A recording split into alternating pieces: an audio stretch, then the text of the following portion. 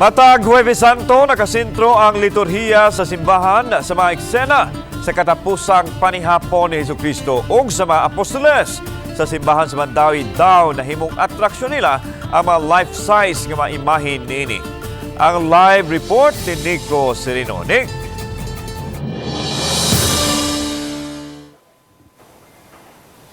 Yaslan, kining life-size nga imahe ni Jesucristo ug mga apostoles sa dakbayan sa Mandawi nahimo sang atraksyon ning panahon sa Semana Santa. Sa compound sa National Shrine of St. Joseph, nahimutang ang ilang gitawag nga Gallery of Saints. Sa tungang bahin o nagsilbing highlight niini ang Senyor de Sena. Naila ang Mandawi, gumikan niining pilgrim attraction sa mga life-size nga imahe ni Jesucristo kauban ang 12 ka mga apostoles. Paghandom kini sa mga eksena, sa gabi una pa siya namatay kundi nakigsaw sa panihapon si Jesus. Ang mga imahen mamahimong masudong sa mga deboto paghinuklog sa mga kaagi ni Kristo kaniadto. Senyor de Sena, the Lord of the Last Supper together with the apostles. And here in the Last Supper we receive the covenant of His love by giving His body and blood for us. And Senyor de Sena therefore is the center of that because the Senyor of the Last Supper will be the Lord who will offer His life on the cross. Kini ang paghulagway sa obispo ug tambag ngadto sa mga deboto nining panahon sa Semana Santa. Muhimo og mga preparasyon labi na sa religious aspect aron maandam gyudaan ang kaugalingon. Importante kuno ang mga leksyon ug pagtulunan nga makuha gikan niini. Deep, intimate encounter with the Lord. And therein, when we feel His love, His mercy, we hope to experience conversion, healing, and renewal.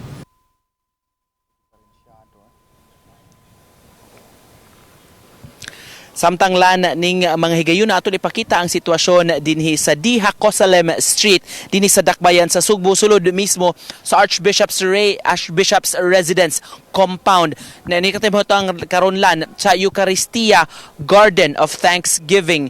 Mao kini ang gitukod nga garden dinhi sa Archdiocese of Cebu alang sab sa mga tawo nga gustong nangita og laing lugar, alang sila mga Holy Week reflections sa paghimo sa Station of the Cross, paghimo og pagpamalandong labi na ning panahon sa Semana Santa.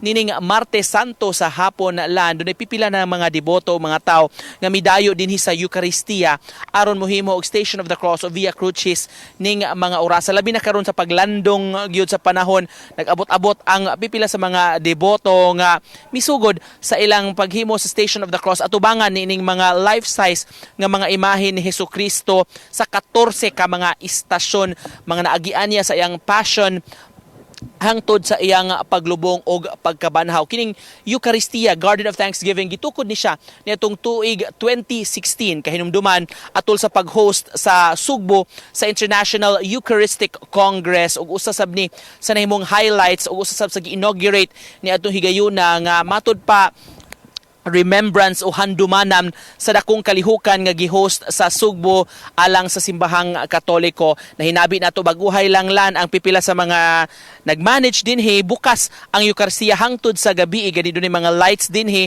mga matod sa staff o management mga alas 9 sa gabi magsira kini subukas sa tanan nga buot musod, mamalandong, magampo, maghinuklog ning panahon sa Semana Santa, laing lugar nga pwedeng kabisitaan sa atong mga kaigsuonang Katoliko labi na sa mga gustong mag-Station of the Cross. Mao kanang latest gikan dinhi sa Dan Hacosalem lan. Okay, daghang salamat Nico Serino.